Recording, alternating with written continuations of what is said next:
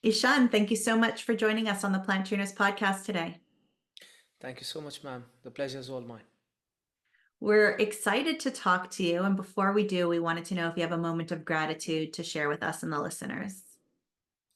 I'm extremely grateful for a session I was just taking before coming here. It was with HCPs that work in the hospice sector, Mm. and we were just conversing about the care that give they give to a person when he is about to leave his body, and the amount of introspection that comes when you are giving care to somebody who's departing. And I believe when we see a lot of death, it just makes us grateful for life. So I'm so very grateful for life and being here and talking to you. That's wonderful. That's great. Our daughter actually recently expressed interest in hospice work when she gets older, and I think it's really important work that people do, and it's probably not given enough credit for what people have to go through and how they have to find the positivity in life and the gratitude in life because their days can be very difficult. Yes, ma'am. That is like taxes. We don't want to talk about it. It has to be dealt with when has to be dealt with. And I think we should be more aware of, because if we look at Eastern traditions like Jainism, Buddhism, even Hinduism, death plays a very key role in the philosophy and helping us a person evolve. Because if a person is clinging on to anxieties or fears or anger, then a person is reminded of his death, that it's all temporary. Eventually the body is dropped like a piece of cloth is dropped. So let us focus our attention on that which is most important, rather than that which you would not want to take to your deathbed. And I think that needs to happen a lot more. So conversations of death are not just to a person who's on the hospice, but every single person who's fit, fine, and healthy as well, because that will allow us to let go of what we need to. I was going to say, if we let go of the fear, do you think we could live better? Yes, madam. More than let go of the fear, I think just an acceptance of the inevitable will definitely help us live better. Mm. I also think people don't really live in the moment and they don't think about being grateful for what they have and focus on what they don't have sometimes. And I think that's something that people need to do a lot more of. Definitely. If people can appreciate what they have, and uh, then it becomes um, an understanding of our own self. So I teach a lot of meditation, and that is my core competency. I help people meditate, and I help people go inside. And I try to educate people on a fact that we can't control situations, we can't control things. The only thing we can control is how we react, so our own mind. And if we can understand our mind, then we can control a lot of the emotions that we are feeling on a day-to-day basis. If we connect our emotions to things that we have, external factors, then our emotions would always be volatile, because things can be stolen, things can be taken away, things can be snatched, and things are vast. So always we will be on a search, on a quest. But if slowly we start to train ourselves and educate ourselves that joy is not coming from external things, it is just a projection of our own mind, then a person starts to let go of anxieties and fears, because he realizes that everything is a projection. Even fear is a projection. When I'm working with people, I meet people sometimes who have phobias, and phobias are sometimes very precise, very certain, very specific, and sometimes they're just weird. So I was working with somebody who had a phobia of cockroaches.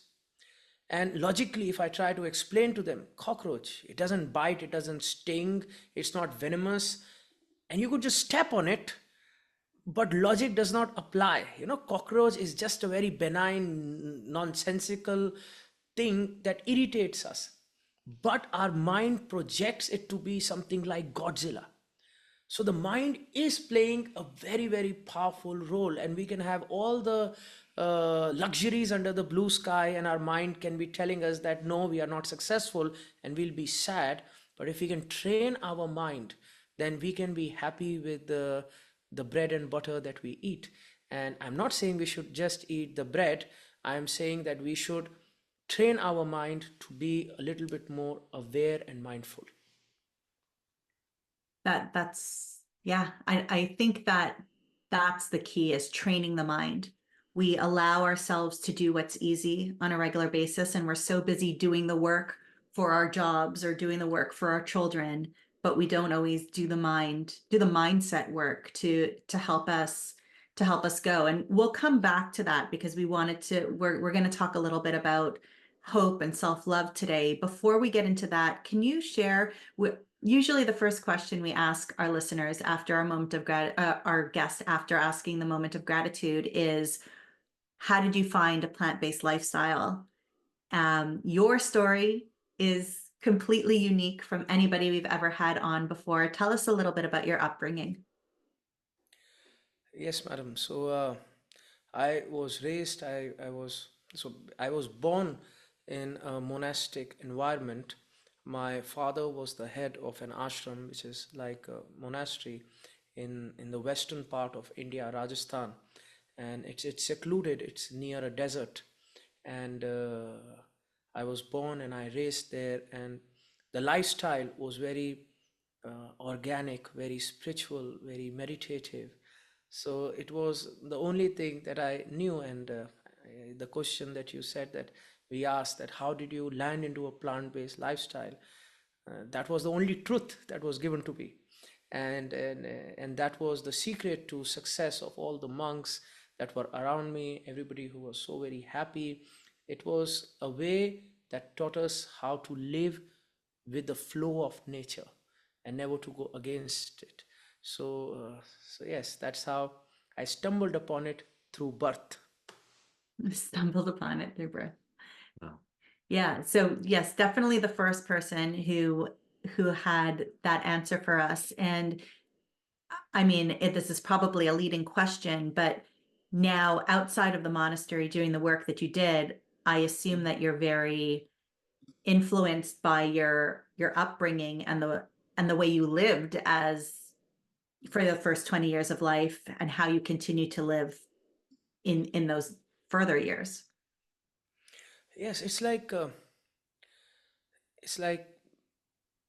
how a veteran friend of mine was trying to explain to me that you can leave the army, but the army doesn't leave you.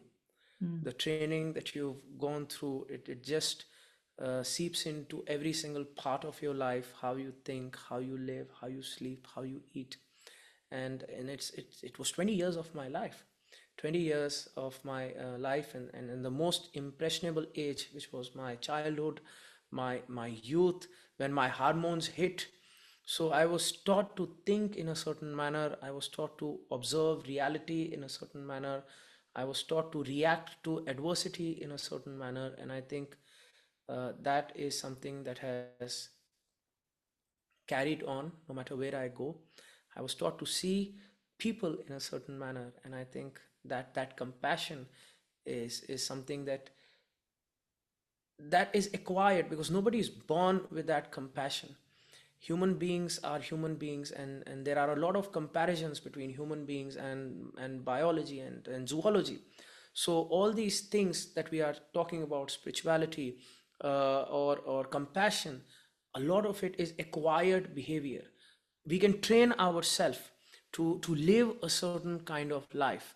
And the beauty is that if we spend enough time training ourselves, then no matter where we are, we could be in a monastery in a desert in western part of India, or we could be in a nice fancy place in North America, we are still ourselves. And that's what I tell all my students, that this state, this peace of mind that you are looking for, if you spend enough time on training yourself, it is a goal that is achievable.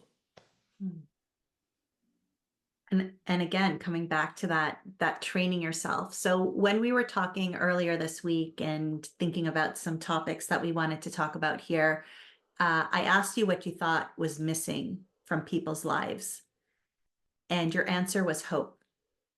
Tell us more about why that was your answer. Uh, so if we look at a lot of philosophers of the 19th century, they talk about the concept of nihilism. And even if we look at 10,000 years ago, of the life of kings and queens, let us talk about Buddha. Buddha is a prince. So I'm quoting his story. Buddha is a prince that's lived this life, that's lived this amazing life, and he has been in a bubble. And one day he wants to come out of his palace, he wants to come out of his bubble, he wants to come out of his luxuries. So he goes with his charioteer for the first time out of his bubble. And the first thing that he sees is, he sees a old man. And suddenly Buddha is shocked. He goes in and presently he's Siddharth. He's not the Buddha. He's just a random prince. And he sees a old man for the first time, and he's shocked. He goes through cognitive dissonance, because all he knows is this handsome, strong self. And he looks at that person, and he asks his charioteer, what is this guy's problem? How is he so frail, so weak? And the charioteer explains, that's normal, that's old age. And Siddharth, Buddha asks, will it happen to me? Charioteer says, yes, it's going to happen to you. And then Buddha is just shocked. And then he sees a sick man, and the same question, will this happen to me? And the charioteer says, yeah, that can happen to you, that can happen to everyone. And then he sees a dying man, and then Buddha is afraid, and he says, will that happen to me? And the chariot looks at him like a doofus. And he says, yeah, that is going to happen to you. What kind of a bubble are you in? And then when that happens, the first thing that Buddha goes through is an existential crisis. And every single Eastern scripture talks about this existential crisis that comes once our bubble is burst. And our bubble can be burst through realization of knowledge or truth, or it can be burst through a loss of a loved one, or it can be burst through sickness, or it can be lost through depression, a mental health disorder. But eventually, all bubbles are burst, and this existential crisis comes, a loss of hope. And generally, when this loss of hope comes, is two things can happen.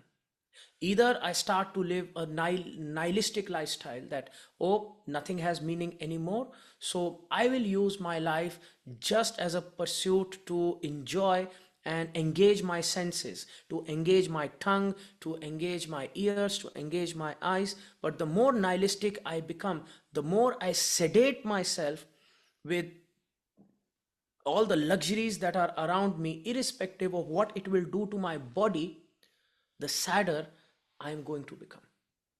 But if at that time, when my bubble is burst, and I look at life with a little bit more hope, and I try to use this existential crisis as a form of ammunition to delve deeper, to dig deeper, to find who I really am, then rather than nihilism, this crisis can lead to enlightenment, a much higher state of awareness, a much higher state of awakening and positivity. So I do believe that nowadays the youth are having access to so much of information. And once so much of information through social media comes, then we also start to feel like Buddha. We think everybody on the internet is a troll. We start to have, like when I was a child growing up in the monastery, I didn't know anything. And today my son, he's 8 years old. in North America studying. He knows so much because he has access to so much information. But the more information he knows, he is like that Buddha going through that crisis that, I know this, I know that, and nothing has meaning. And I don't want people to go into that nihilism. And I want them to have a hope to think that yes, the world is a good place, the world is a nice place, and yes, there is some chaos around us, but there is also the scope of enlightenment. And if we allow ourselves the hope of knowing that good things can happen to us, then maybe we are crazy enough to make them happen. And that's why I said hope. So how do we get people or help people understand that point and have them focus on being more hopeful, being more positive, and trying to bring themselves more towards enlightenment? One can be a curated time with my own self. When I say curated time, I mean, like, for example, when we are doing meditations, one is we just do an observational meditation. When we observe our breath or we observe our thoughts, and sometimes observational meditation, like mindfulness, can become detrimental because when I start to observe my thoughts, all I see is a monkey doing backflips, and that can cause more anxiety at the end rather than what I have to begin with. So at those times when I am hyper intelligent, hyper aware, is where you spend some curated time with our own self. Curated time is the easiest way to explain is a form of guided meditation where we are going through set protocols, either through the breath or through the body or through the awareness. And what this curated time does is it allows our mind to spend time in our own body, because many of the times I've seen there is a cognitive disconnection of the body and the mind. People are living, they are there, but they are not there. They are sitting with their family, but they are not sitting with their family. They are not grounded into the present moment. And that is why a lot of the times when we are even offering the solution or offering the suggestion, it just goes shwing. And you must have seen, you're talking to a person, you're talking to them, and they're moving their heads, but knock, knock, knock, they're not there.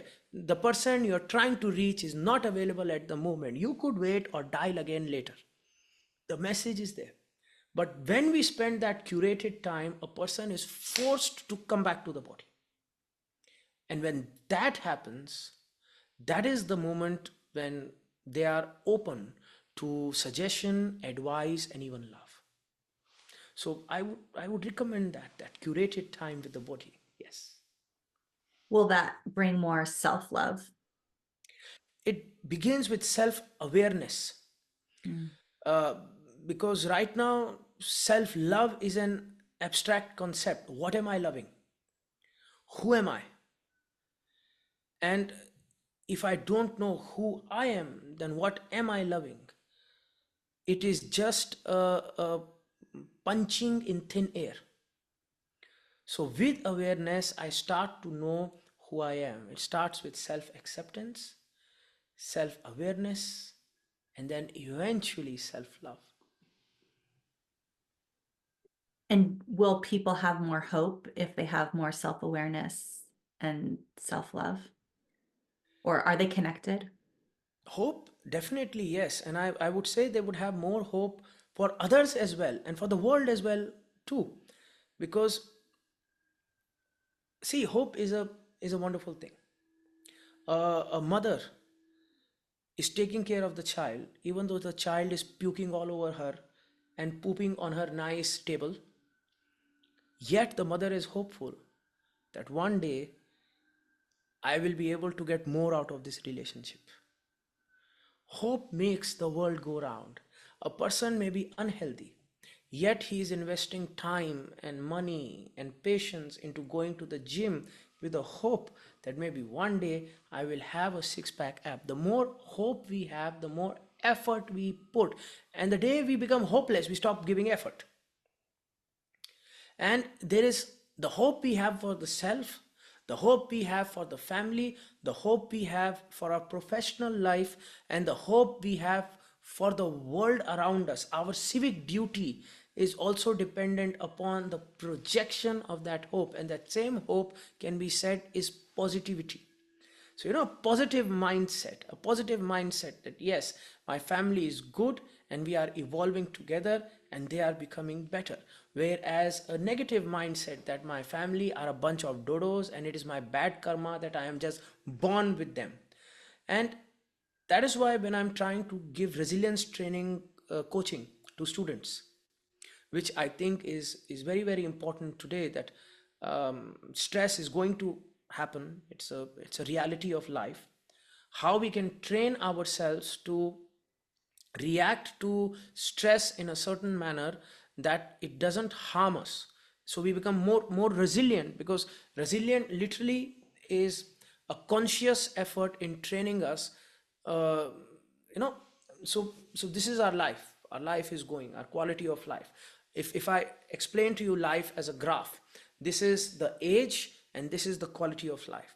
And our thought process is that as our age progresses, the quality of life should increase. But then something traumatic happens and our quality of life goes down. So, how resilient we are will decide how easily or how sooner we will get back to our life trajectory, to what it was before the trauma, to what it is presently. If we are not resilient, something will happen and we will remain here. Sometimes people can't come out of a breakup. So, they are there. Sometimes people can't come out of the trauma, they are still there. And through meditative tools, through philosophical tools, through spiritual tools, the whole objective is we fall, but then we rise up. Mm. And that is why hope is important, because hope equals the effort we will put in helping ourselves rise up again. And hope can be created, hope can be taught. It can be taught to us through spiritual tools. It can be taught to us through uh, loving and compassionate tools, simple tools like what we were doing in the session before, gratitude. That is a tool that cultivates hope. Another thing that we can add is just getting up in the morning and love and kindness. Where do we want to project love and kindness? Maybe to our family, we think about them. Loving and kindness to the body, that is something we can practice, that can cultivate good hope. That I love myself, I love my body. Just saying it as a mantra and trying to feel that emotion and projecting it, or loving and kindness to the future self. One very beautiful exercise to cultivate hope can be, we can sit, meditate, and just create this image of our future self. How would we see ourselves 10 years from now? How healthy do we need to be? How happy do we need to be? How rich do we need to be? And then we are projecting love and kindness to that future self as we walk towards it, and that walks towards us. So every day is a better day because I am closer and closer to my goal. I think that's a very powerful conversation. Thank you so much for sharing that with us. If our listeners want to reach out and connect with you, learn more about what you're doing, where you're doing it, how you're doing it, where can they reach out? I'm available on LinkedIn. My name is Ishan Shivanand. So I think I'm on all the social medias as well. But yes, and they can connect, and in all the medias, everything that I'm going to do, they can join. And one more thing that I do, which I would really appreciate if your listeners can find time to join, is I do these weekly meditation seminars that are asynchronous in nature, where online people come together and the meditations are happening, and even synchronous in nature. So synchronous is bi-weekly, where once in 2 weeks I come online, and through this medium Zoom, Anybody who's anywhere can join. It is free for people, and it can benefit every single person. And about 7 to 8 thousand people join these live sessions. And maybe if you can share the link to those sessions, then I think your listeners can benefit from them. It's a very nice community of people who hope and believe that they are becoming better every day. I think that's what our listeners want. They hope and believe that they are becoming better every day. So I do hope they check it out. We will put that in the show notes over at planttrainers.com. You told me how many countries are normally represented when you do that. How many countries are represented when you do those meditations? Almost a lot of them, madam. So almost all of Asia Wow. and all of Europe and North America. We are still penetrating into South America, and in Asia also. Almost all of Asia, including the Middle East and Southeast Asia and Africa. So a lot of representation there. Mhm. And now, since I started work in North America is easy, only 3 countries. But yeah, South America is where slowly and slowly people are gathering, and sometimes language becomes a barrier. But wherever English is being spoken, we always find them appreciating what is being taught. Mm. Thank you so much. And just before we go, also tell people about the cows. How many cows have you rescued? Uh, I Mm. will tell how many cows we have right now. Yeah. 3,000. Mhm. Wow. So these are the cows that, in developing countries, there is a problem of poverty. And many times, farmers who practice animal husbandry, once the cow stops being productive, it's going to the butcher. And those are the cows that we rescue. And presently, we have 3,000 cows in about 1,000 acres in the western part of Rajasthan.